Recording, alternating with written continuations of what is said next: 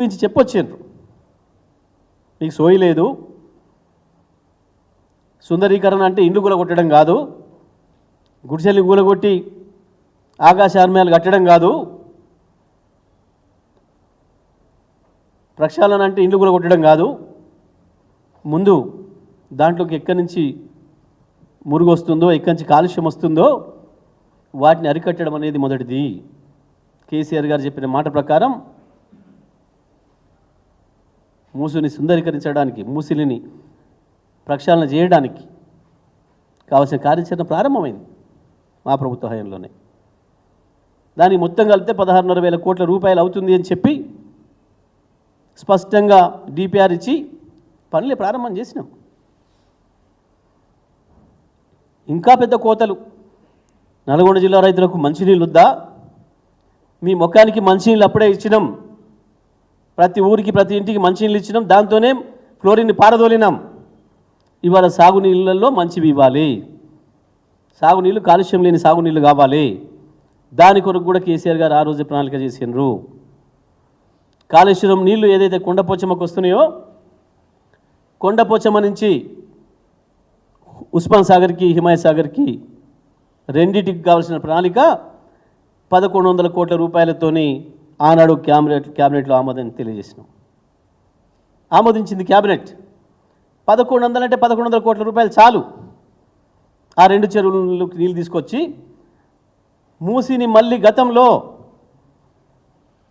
1956 కంటే ముందు ఏముండెనో ఆ పద్ధతుల్లో పరిశుభ్రమైన నీళ్లను చివరి వరకు పంపడానికి కావాల్సిన పద్ధతుల్లో, ప్రక్షాళన చేయడం కావాల్సిన పద్ధతుల్లో అన్ని ఏర్పాట్లు చేసినాం.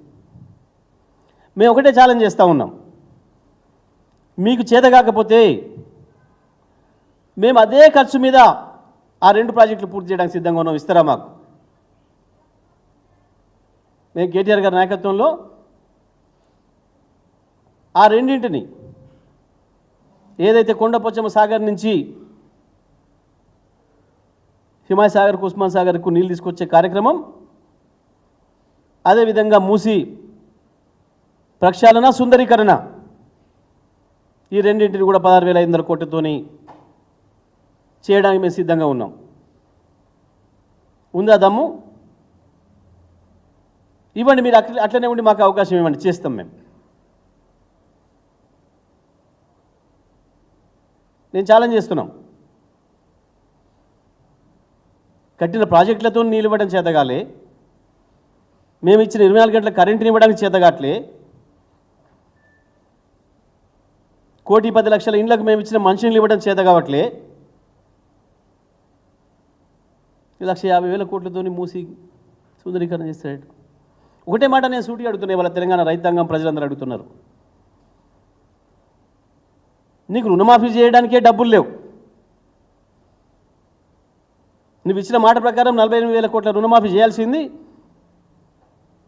తొండి చేసి, దొంగ లెక్కలు చేసి 30,000 కోట్లకు తెచ్చి నిండా ఇయ్యాల 15,000 కోట్లు ఇంకా ఇవ్వలేకపోయినావు. 4,000 రూపాయల పెన్షన్ చేస్తానన్నావు, ఇప్పటికి కూడా 4,000 రూపాయల పెన్షన్ ఇవ్వలేకపోయినావు. అదే 2,000 కేసీఆర్ ఇచ్చినా ఇస్తున్నావు. వికలాంగులకు 6,000 ఇస్తా అన్నావు, కేసీఆర్ ఇచ్చిన 4,000 కంటిన్యూ చేస్తున్నావు. పెళ్లి చేసుకునే ఆడపడుచులకు, ఆ కుటుంబానికి, తల్లిదండ్రులకు కేసీఆర్ ఇచ్చే 1,00,000తో పాటు తులం బంగారం ఇస్తా అన్నావు, కానీ అదే 1,00,000 ఇస్తున్నావు. రైతాంగానికి రైతు భరోసా ఇస్తా, రైతు బంధు కాదు, 15,000 ఇస్తా అన్నావు, అసలు ఉన్న రైతు బంధే ఉడబిక్కినావు.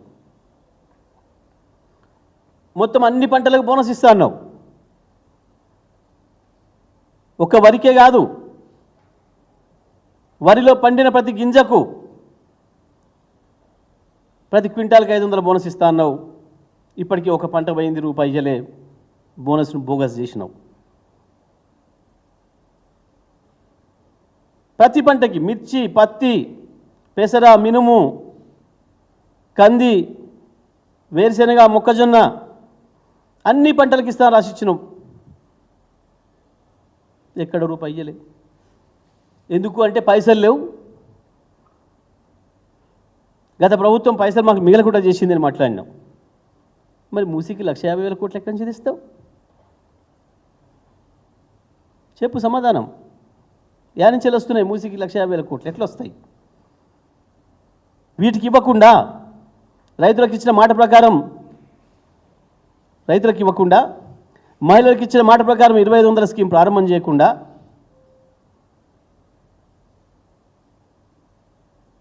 ఆటో కార్మికులకు ఇస్తానన్న 12,000 రూపాయలు ప్రారంభం చేయకుండా, వ్యవసాయ కూలీలకు భూమి లేని వ్యవసాయ కూలీలకు ఇస్తానన్న 12,000 రూపాయల పథకం ప్రారంభం చేయకుండా, అసలు హాస్టల్లో చదువుకున్న పిల్లలకి అన్నానికే డబ్బులు ఇవ్వకుండా ఇప్పటికి 26 మంది పిల్లల్ని చంపినావు.